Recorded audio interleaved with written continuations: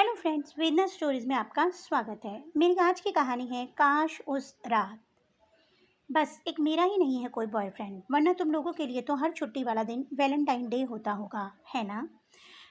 उसने अब तो बड़ा मुंह सा बनाते हुए कहा। तो बाकी तीनों हंस पड़ी।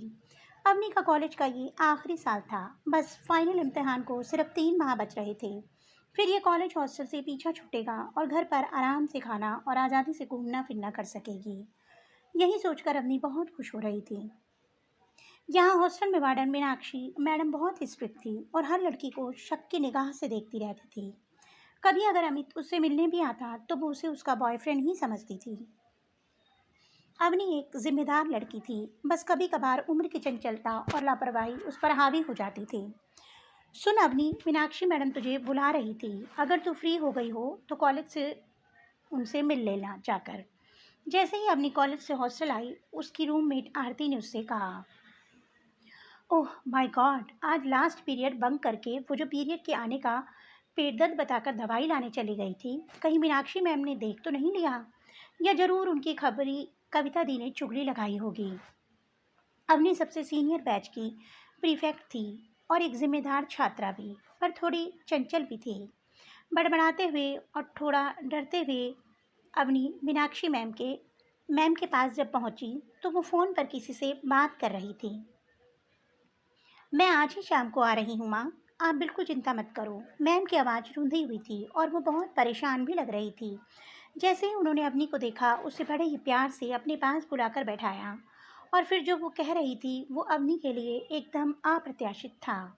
मैडम की माँ की तबीयत अचानक बहुत ख़राब हो गई थी, इसलिए उन्हें किसी भी हाल में रात तक कानपुर पहुँचना ही था।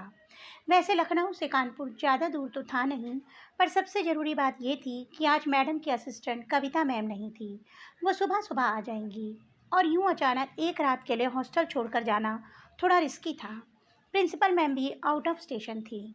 तो अक्सर ऐसे में अगर हॉस्टल की वार्डन को कहीं जाना होता तो वो कुछ घंटों के लिए हॉस्टल प्रीफेक्ट, जो सबसे सीनियर क्लास की जिम्मेदार छात्रा होती थी, कुछ घंटों के लिए ये जिम्मेदारी किसी सीनियर और जिम्मेदार लड़की को सौंप कर चली जाती थी। आज तक तो ऐसा ही होता आया था, कभी कोई अनहोनी नहीं हुई थी। फिर असिस्टेंट वार्डन सुबह सुबह ही आ जाने वाली थी। बस कुछ ही घंटों की बात थी। फिर मैट्रन और वॉचमैन वगैरह तो थे ही। अवनी को बहुत आश्चर्य हुआ और खुशी भी कि मीनाक्षी मैम उसे ये जिम्मेदारी एक दिन के लिए सौंपना चाहती है। साथ ही बहुत खुशी और गर्व का अनुभव हो रहा था कि मैम उस पर इतना विश्वास करती हैं। थोड़ी देर में मैम अवनी को सब समझाकर रजिस्टर में एंट्री टाइम बिल्कुल सही सही लिखना है, ये सब बताकर कानपुर के लिए निकल गई। अब तो अवनी का राज था, अपने आप को बहुत खास समझ रही थी वो। तभी उसकी फ्रेंड्स ने उसे चढ़ाना शुरू कर दिया। वाह अवनी, आज तो तुम्हारे मज़े हैं। प्लीज़ हमें रात को थोड़ी देर बाहर रहने देना। आज वार्डन तो है ही नहीं, ऐसे में किसी को कुछ पता नहीं चलेगा। पहले तो अवनी मना करती रही, फिर अपना रौब बनाए रखने को अपनी चारों रूममेट को रात देर तक बाहर रहने की छूट दे दी। और आज अवनी खुद को बहुत पावरफुल महसूस कर रही थी। उसकी रूममेट में सबसे सुंदर और चुलबुली और थोड़ी बेवकूफ़ अंकिता थी, जिसका किसी साइबर कैफ़े के मालिक के बेटे राहुल से अफेयर चल रहा था। उस वजह से वो अंकिता की सहेलियों से चार्ज भी नहीं लेता था। अंकिता ने अवनी से ओवरनाइट बाहर रहने की अनुमति मांगी, तो अवनी ने साफ मना कर दिया कि सिक्योरिटी गार्ड को जवाब क्या देंगे। उसे थोड़े पैसे देकर ज़्यादा से ज़्यादा रात 10 बजे तक बाहर रखा जा सकता है, वो भी बस बाहर घूम कर खा पी कर आ जाने की बात और है। लड़कों से मिलने की इजाज़त वो नहीं दे सकती। तब अंकिता ने उसकी बात मानते हुए कहा कि वो भी बाकी लड़कियों के साथ ही वापस आ जाएगी। सब अवनी को एकदम खास ट्रीटमेंट दे रहे थे, तो अवनी को भी बहुत अच्छा लग रहा था।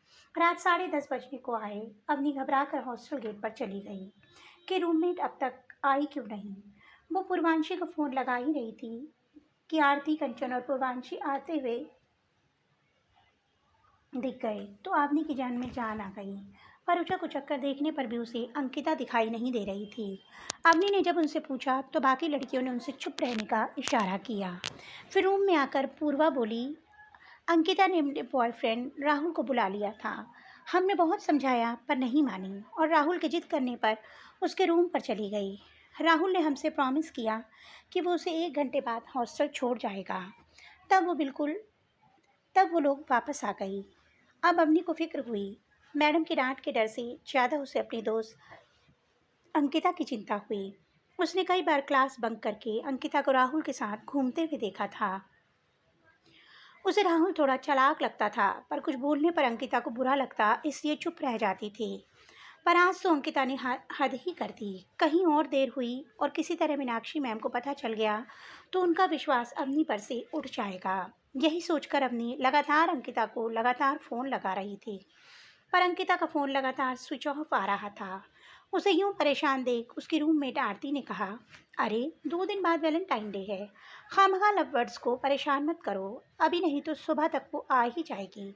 तुम हमारे साथ ये बटर चिकन और नॉन खाओ, और जो हम तुम्हारे लिए पैक करा कर लाए हैं।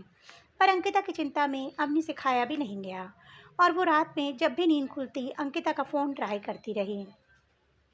उसका फ़ोन लगातार बंद आ रहा था।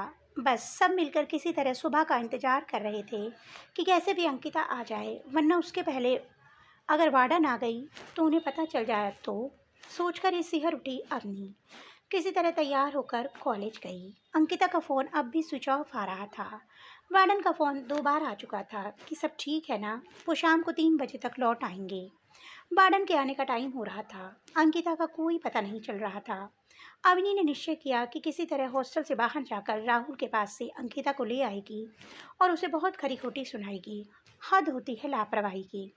वैसे सच कहा जाए तो अब अवनी अंदर ही अंदर किसी अनहोनी की आशंका से बहुत डर रही थी। इधर जैसे ही वार्डन का फ़ोन आया कि वो थोड़ी देर में बस पहुंचने ही वाली है, तो अवनी आरती को लेकर हॉस्टल से बाहर राहुल के साइबर सेंटर के पास पहुंच गई तो देखा वहाँ ताला लगा पड़ा था। देखकर अवनी का दिल जोर से धड़क रहा था, क्योंकि दिन के वक्त अक्सर साइबर सेंटर बंद नहीं होता था। उसने आसपास दुकान से पता किया तो आज सुबह से राहुल शॉप पर आया ही नहीं था। खैर, किसी तरह उसके घर का पता करके अवनी और आरती जब उसके घर पहुंचे तो वहाँ भी कोई नहीं था। अब अवनी को कुछ समझ में आ रहा था कि उसकी दोस्त अंकिता किसी मुसीबत में फंस गई है। सोचा पहले पुलिस में कंप्लेंट करें। फिर आरती ने सुझाया मैम के पास चलते हैं, वही लोग सब उचित कार्यवाही करेंगे। उसको वार्डन से मिलने वाली डांट से ज़्यादा सिर्फ अपनी सहेली की फिक्र हो रही थी। जब डरते डरते परेशान हाल अवनी और आरती हॉस्टल पहुंचे तो वहां देखा पुलिस आई हुई थी और वार्डन उन्हें कुछ समझा रही थी। अवनी का डर कर बुरा हाल था। उसने वार्डन मैम को कुछ बोलने के लिए मुंह खोला ही था कि उन्होंने रोते हुए अवनी को गले से लगा लिया और सामने नीचे की ओर इशारा किया। उनकी नज़रों का अनुसरण करके अवनी ने जो देखा, उसकी जोर से चीख निकल गई। नीचे सफ़ेद कपड़े से ढकी हुई अंकिता की लाश पड़ी हुई थी। चेहरे पर कई नाखून के खरोंच के निशान थे। अवनी को समझने में देर नहीं लगी कि उसकी सहेली ने किस दरिंदगी का सामना किया होगा। बाद में जब अंकिता के माता पिता आए, सब पोस्टमार्टम के बाद उनको सौंप दिया गया। कुछ अनुमान, कुछ पोस्टमार्टम रिपोर्ट और कुछ पुलिस इन्वेस्टिगेशन से पता चला। उस रात लगभग 12 बजे जब राहुल अंकिता को हॉस्टल छोड़ने जा रहा था तो रास्ते में उसके कुछ मनचले दोस्त, जिनको पहले से उसके मिलने का पता था, उन्हें चिढ़ाने लगे और अंकिता का हाथ पकड़कर साथ ले जाने की जिद करते हुए कहने लगे कि अरे वाह राहुल, तुम अकेले क्यों, हम भी तो मनाएंगे वैलेंटाइन डे। उन्होंने काफ़ी पी भी रखी थी। राहुल के विरोध करने पर उन्होंने उसे मार मार कर अधमरा कर वहीं झाड़ियों में फेंक दिया और अंकिता को ले गए। गैंग रेप के बाद साक्ष्य को मिटाने के उद्देश्य से अंकिता की हत्या कर दी। फिर उन्हें राहुल का ख्याल आया तो उसे देखने झाड़ियों में गए, पर तब तक राहुल को होश आ गया था और वो एक रिक्शे वाले की मदद से सीधे पुलिस के पास पहुंच गया। बाद को पुलिस अंकिता की लाश लेकर हॉस्टल पहुंच गई। अंकिता के फ़ोन की बैटरी डेड हो गई थी, इसीलिए उनसे संपर्क नहीं हो पाया था। और ये अवनी और उसकी सहेलियों की बेवकूफ़ी थी कि उन्होंने अंकिता के दोस्त राहुल का फ़ोन नंबर नहीं ले रखा था। इस तरह उसकी लापरवाही और दिखावे के चक्कर में एक मासूम लड़की बलात्कार और हत्या की शिकार हो गई। सोच सोच कर अवनी अपने आप को कोसे जा रही थी। हालांकि पुलिस ने अपराधियों को पकड़ लिया था। अब इम्तिहान की वजह से लड़कियां पढ़ाई में व्यस्त थी। सब लगभग इस घटना को भूलने की कोशिश कर रहे थे, पर अवनी हमेशा पश्चाताप की अग्नि में जलती रहती। मीनाक्षी ने मैम ने भी उसके हॉस्टल में रहने के आखिरी दिन तक उसके काम के अलावा कोई और बात नहीं की थी। उनके विश्वास टूटने के साथ हॉस्टल की वार्डन की लापरवाही का भी दंश सहना पड़ा था। आज भी अवनी अपने आप को उस लापरवाही के लिए माफ़ नहीं कर पाई है। जोश दिखावा अपनी जगह और सुरक्षा अपनी जगह। दोस्तों कई बार थोड़ी सी लापरवाही बहुत ही गहरा आघात लगा जाती है, इसलिए हमेशा अपनी सुरक्षा को सर्वोपरि रखना चाहिए। तो दोस्तों, आपको मेरी कहानी कैसी लगी कमेंट बॉक्स में अवश्य बताइएगा। जल्द ही एक नई कहानी के साथ मिलूंगे, तब तक के लिए बाय बाय।